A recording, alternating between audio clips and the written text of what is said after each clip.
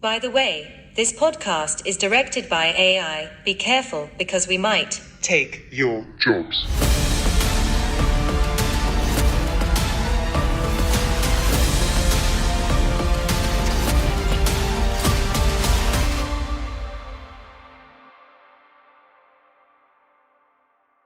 As a filmmaking student who's been experimenting with AI recently, how do you see the role of AI being in shaping your creative process and in decision making, especially when it comes to film industry? So, as you mentioned, we're experimenting with this. It's still so new, but it's definitely there to help make things easier. If utilized in the right way, it's there to make the process quicker, to make everything easier. And as for now, it's mostly used in pre-production and post-production in editing. But again, it's still so new and we're experimenting. And so, do you have any personal experiences or examples where you used AI technologies or tools within your filmmaking process? Mostly in brainstorming, generating ideas, knowing how to start a script, for example, just asking ChatGPT, give me ideas, how to start a script, for example. And let me be very honest, most of them are not very original. You feel that they're mostly westernized, they're not very creative. As such, you don't feel that there's a human touch in them. And I feel it's because we're still in the early stages. Maybe as AI gets more developed, we're going to go into better data collection, for example, to have better stories. And maybe because we're still not as experienced with knowing how to search the right keywords. Also, recently, I've been experimenting with stable diffusion, converting text to image, and knowing how to work with post-production and animation and so on. But again, still very early with those experiments. And so, in what specific areas in filmmaking do you believe that it has the most potential to make a significant change? I mean, I know you mentioned post-production and pre-production, but is there a possibility to go into the actual production process? So, yes. But mostly, for example, with post-production, I've been seeing the amount of tools that are there for example, masking, video mixing, audio mixing, and then color grading and all this.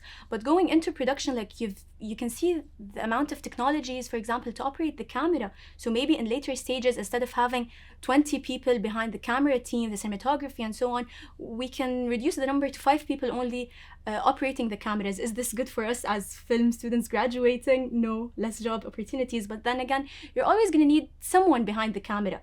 You're always going to need a lot of people, right? But then the amount is going to be less. So yes, it could be incorporated in the production phase, but mostly now, as we're seeing it, it's in pre-production and only in the brainstorming stage and in post-production editing, color grading, as I mentioned, sound editing, and also graphics. And now mostly graphic designers. Graphic designers are relying heavily on AI. Yeah. So if we were to argue, some would say that AI-generated content lacks emotional depth or the human touch that comes into traditional filmmaking. What are your thoughts on this, and how can you address this challenge of trying to infuse emotion and humanity into something that is AI-driven? Yes. So with what I tried with ChatGPT, for example, recently, I tried to write a script and you see that it lacks human tone or human voice. But then maybe as it gets even more developed, it would be able to do the needed research or data collection to have this voice of a human tone in it. But then again, the question is, you're always going to need a human to supervise this content, because as script writers, we know how hard it is to generate a script, to write it, to have the dialogue, to have it feel like it's people talking together. And then again, if we're going to talk about directors directing the cast on set, you can never have AI do this. You know how it goes on set and how we always need to have this communication with the cast. It could never be done by AI, so you can never replace this. So saying that we always need human intelligence, we always need to have this tone. AI can never do this. What would you say some of the potential societal impacts or cultural impacts that AI can leave within the filmmaking? You know, especially when you're writing scripts that have characters from different backgrounds, different ethnicities, different livelihoods throughout their lives. So when you're talking about influencing representation for certain minorities or majorities, what is the benefit that AI can give to you in representing these communities that haven't had a voice before? So, at least an issue we have right now is that when trying to experiment with AI, you see that there is a certain approach, a certain westernized approach. You're worried that with time, the more you use AI, stereotypes would arise, an aggressive tone would arise, because it's not humans who are writing the script, for example. You're worried that you would have an aggressive tone of voice with the script that you're writing, for example. You're worried that your script would be biased towards a specific group that you're targeting, for example.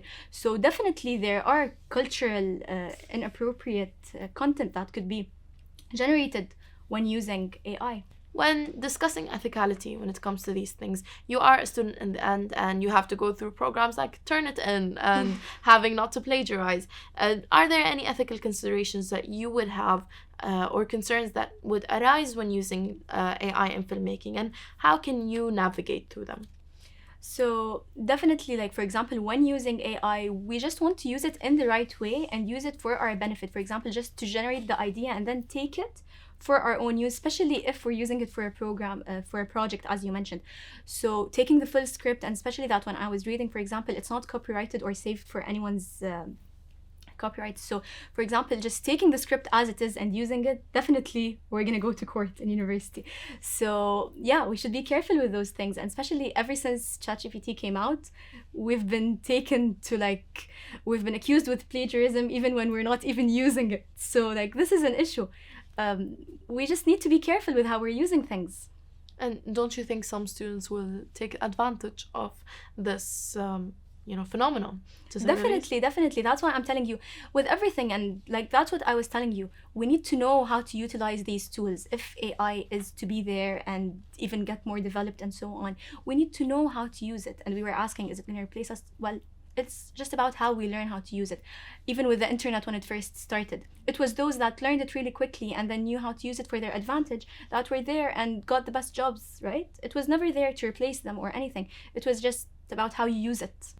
And so, which AI model would you prefer within the filmmaking process? Something that you wish for, that you can have in the next few years, something that you'll definitely be using. So I was checking the new softwares for sound mixing, and I'm really interested in learning more about them, because that's something we really suffer with. Like, as students, we're always experimenting with the best sound mixing softwares, and it always takes us a lot of time. We waste in post-production. Like, the editing process is usually quick in terms of like, okay, we get the picture locked, but then it takes us a lot of time to start with sound mixing. So maybe using AI would save us time, would save us a lot of money, because sometimes we end up going to people and just paying them to do us the sound mixing. So having an AI software where we just subscribe to it and then it gets this done. But then again, as I mentioned, we will always need to supervise things, to make the decisions. We can't just rely on AI alone. So do you believe at some point AI will be able to generate for you music or score for your films, but something a little bit like Hans Zimmer, but less from Hans Zimmer's budget? Yeah, maybe. I mean, now it can't, but soon in the future it will. And that was the thing I was talking about. Will it ever replace us? I mean, it's a threat, but no, because I really want to wish that we're gonna still be there in the field, because like this podcast is called Directed by AI, but then we have you interviewing me, we have people behind the cameras, we have the team that was supervising the content being written, so like we're gonna be needed in the field, at least we hope so. But then things are gonna be made easier for us with those tools. You're gonna need the students behind the cameras, the filmmakers, the directors, everyone, right? I mean, that's one take for it. Thank you so much for being here with us today. Thank you. Really interesting content. This podcast was directed by AI. Don't forget to subscribe to dive more with us into AI and filmmaking. Ciao!